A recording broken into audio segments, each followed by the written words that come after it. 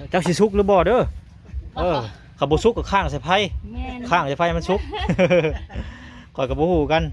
ไปให้แม่อาเบยเพิ่นไปตรงนี้เนาะอันนี้เอามาให้ทางแม่อาเบยเพิ่นเนาะเอาหมกโมจากมิตรภาพไปตรงนี้โดยแต่บ่สุกปานใดหักมันจะสุกคักปานใดเนาะสุกคักกับข้างไฟเอาเด้อฝนตกไปตรงนี้เนาะโอ้ยขึ้นมาลี่อยู่ท้องเฮือนไอ้แก้วเพิ่นไปตรงนี้เนาะไก่คือไปไข่เลยไปตรงนี้เนาะโอ้โหไปตรงนี้เนาะได้หน่วย1 2หน่วยเลยเนาะโอ้หังนี่บ่อยู่โอ้หน่วย1แล้วนี่เด็กพี่น้อง ไข่ไก่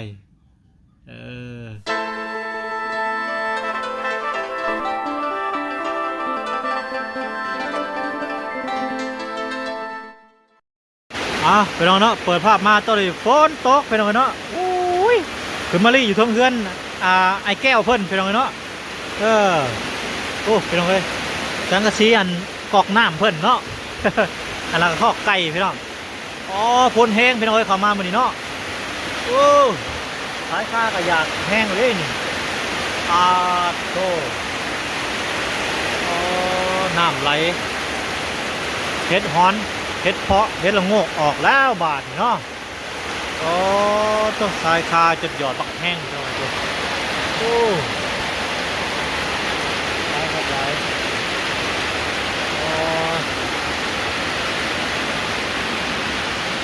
น้ำกำลังไหลเขาตะล่างน้องกับจนบักอันนั้นเลยเกือบสิเต็มน้องแหละตัวคนกำลังที่ตอนนี้เนาะกำลังที่กันมาเบิ่งทางนี้พี่น้อง100 บาทนี่ฝนตกห้ำมันปลูกพักเมื่อวานนี่พี่น้องปลูกหัวชีไข่ปลูกกกกะเพราเนาะพี่น้อง เมื่อวานนี่แล้วก็ทางแม่อาเบยหรือว่าน้องอาเบยเพิ่นไปขุดเอาให้เงาใหญ่บาดนี่เนาะเพราะว่ามันอยู่ใกล้ๆเฮือนนี่พี่น้องเอ้ยนะดิอยู่1ขั้นท้ายนะ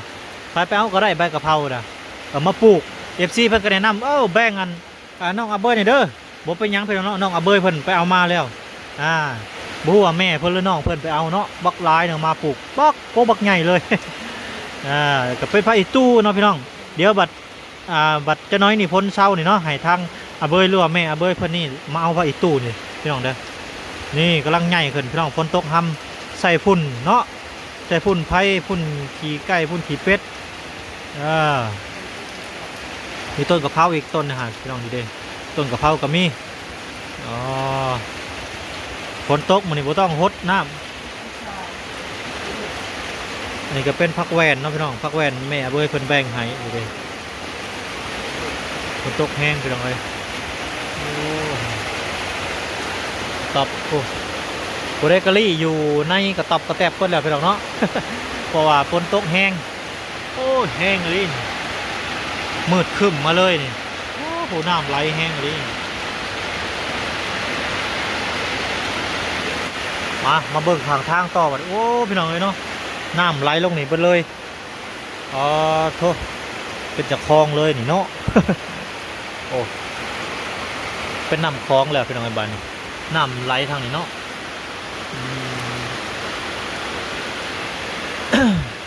น้ำไหลอันนี้ก็หงแล้ว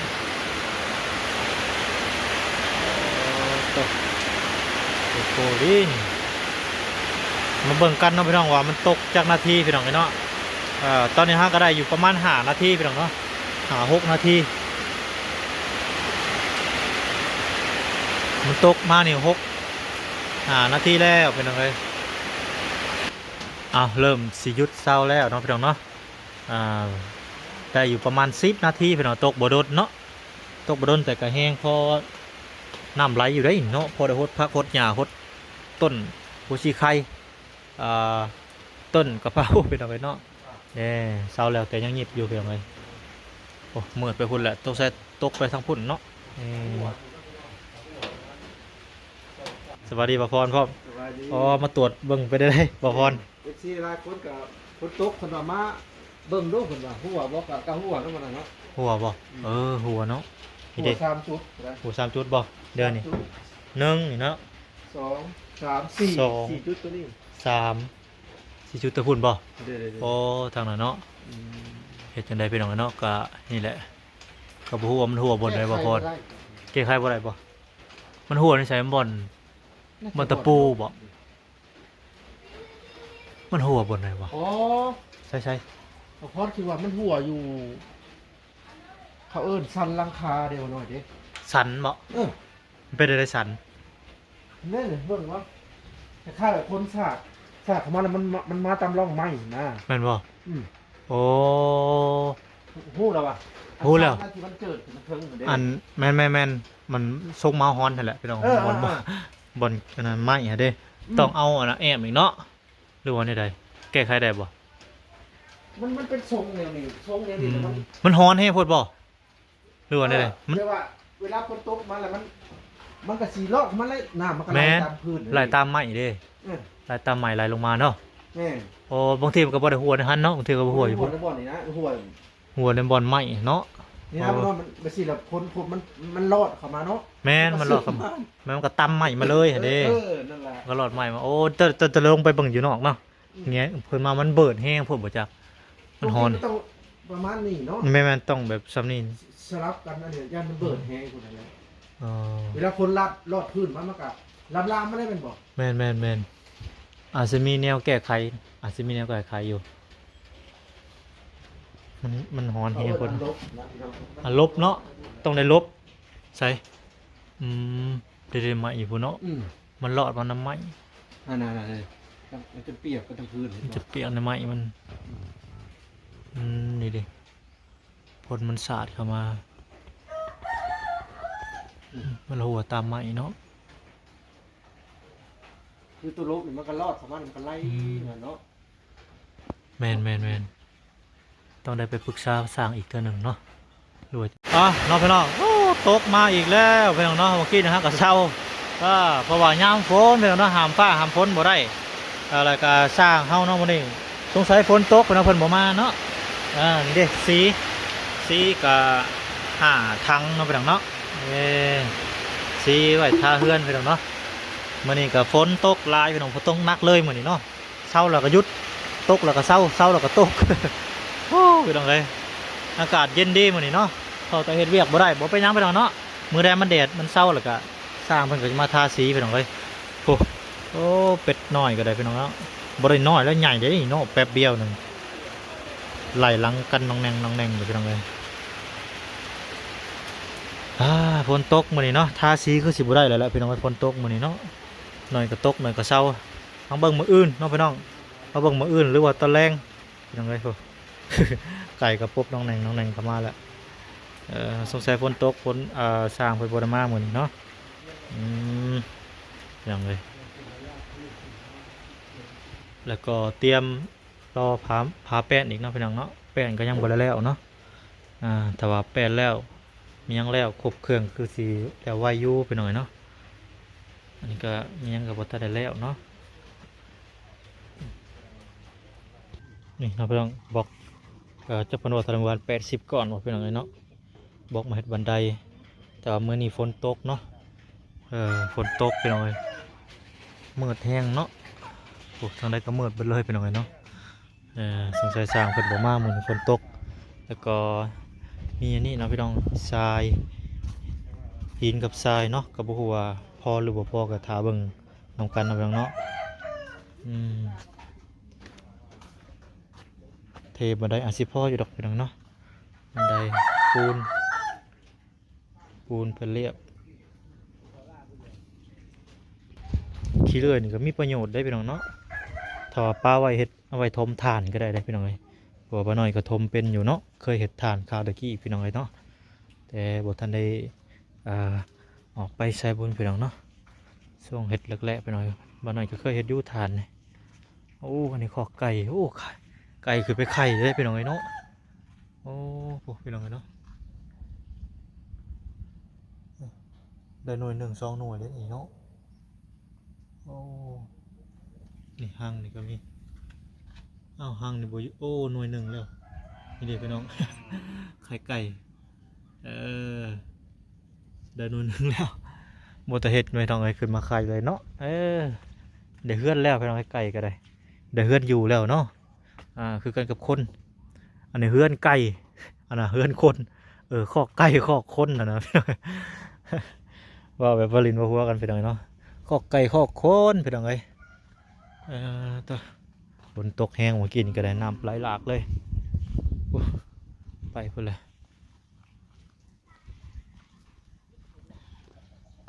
เป็ดก็ได้น้ำอยู่คลองบูดเนาะมาลินในกระซามไปหน่อยเป็ดก็ได้กินน้ำบ่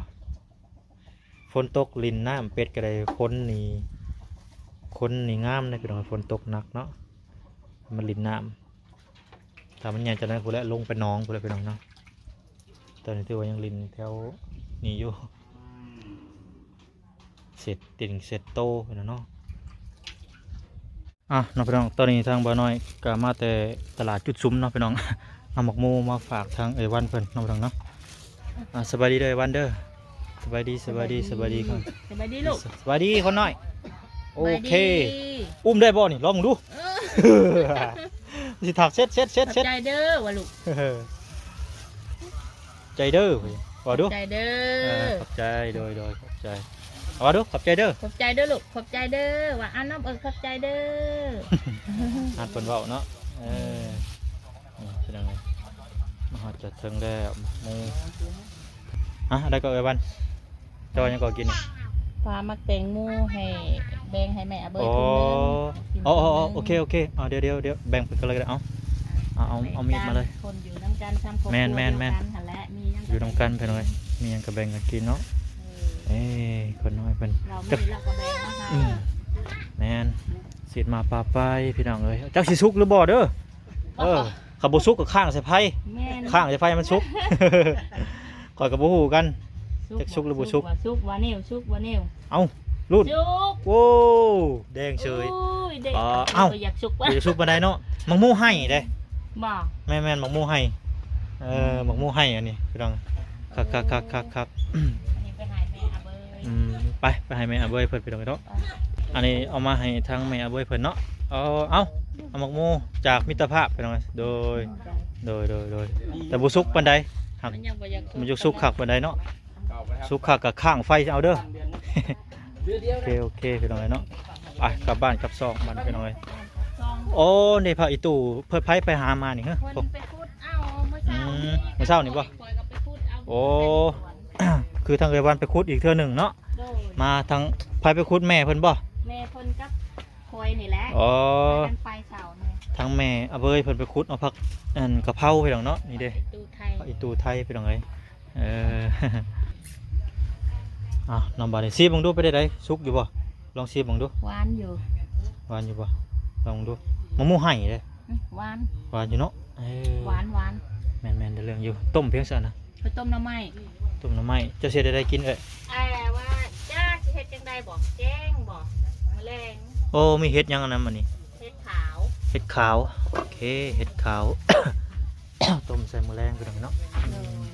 แกงกิน มะแรงกับแกง ไปหา กิน น้ำกันกับแม่เบยแหละแกงแล้วก็ปั่นกันแมลงตักใส่ให้กัน โอเคไปหาน้ำกันแต่โฮมเขากันเนาะ โดยแล้วก็แกงข่อยแกงแล้วก็แบ่งให้เพิ่นไปหาน้ำกัน โอเค มื้อนี้กินข้าวกับยังมื้อนี้ เที่ยง เขากับ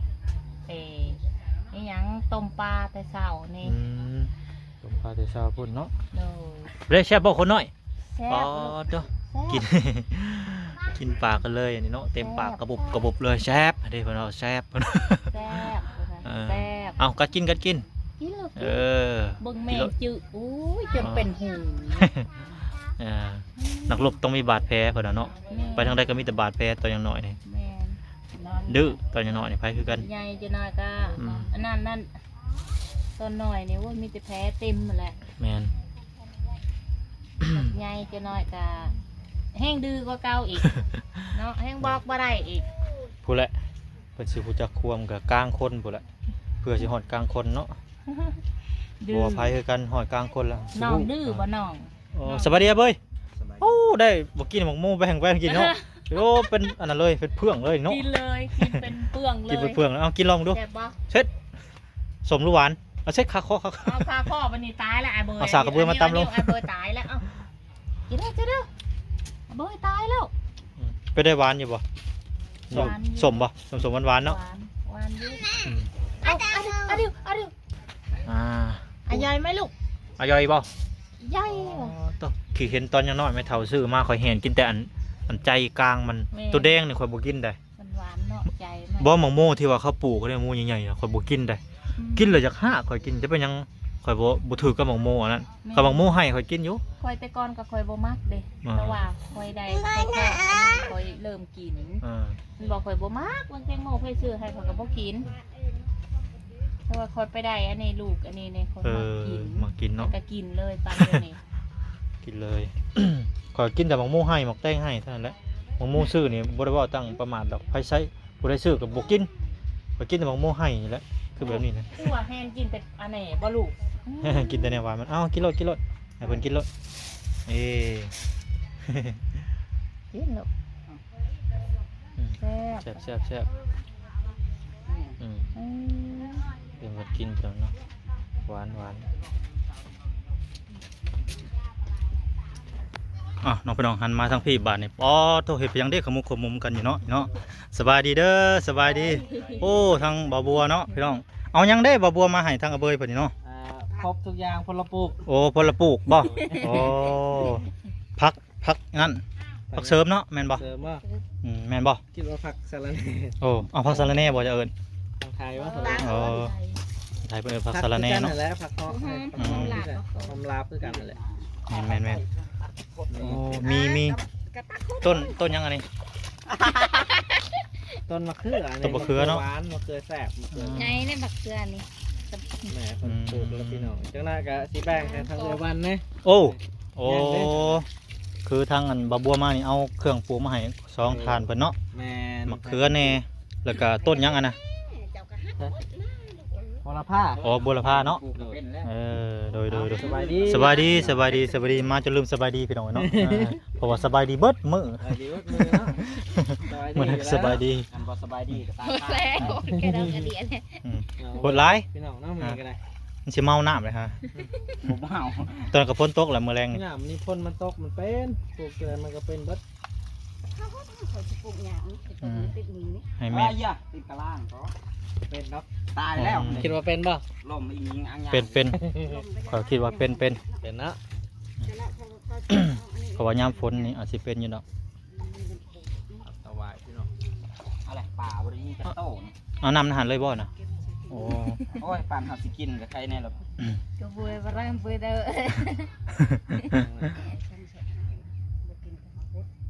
อืมสิกินบ่ ตัวที่ตัวแดน อืมน้องเอาเบยเพิ่น โอเค อะไรป่า น้องพี่น้องเอ้ยทางบ่าวบัวเพิ่นก็ได้มีปัจจัยเข้ามาเนาะบ่ว่าสิเป็นต้นมาคือต้นพระอิตูบ่แม่นพระอิตูพี่น้องต้นบัวละพาเนาะแล้วก็ต้นผักสะแหน่หรือว่าผักเสริมนั่นแหละเนาะพี่น้องเนาะเพิ่นก็มาแบ่งคนละครึ่งเนาะพี่น้องเนาะแบ่งทั้งสองครอบครัวเลยพี่น้องเนาะทั้งน้องเอาไว้เพิ่นก็ปลูกเป็นที่เรียบร้อยแล้วบัดนี้ก็ทั้งเอ้ยวันเพิ่นกำลังปลูกตอนนี้เบาบ่บัวกำลังเอาไปให้เพิ่นเนาะพี่น้องเนาะทางบ่น้อยก็สิขอตัวไปก่อนบัดนี้พี่น้องเนาะขอจบคลิปทางพี่น้องไปก่อนเอาไว้คลิปหน้าจังพอกันใหม่สำหรับคลิปนี้ก็ขอกล่าวคำว่าสบายดีพี่น้องสบายดี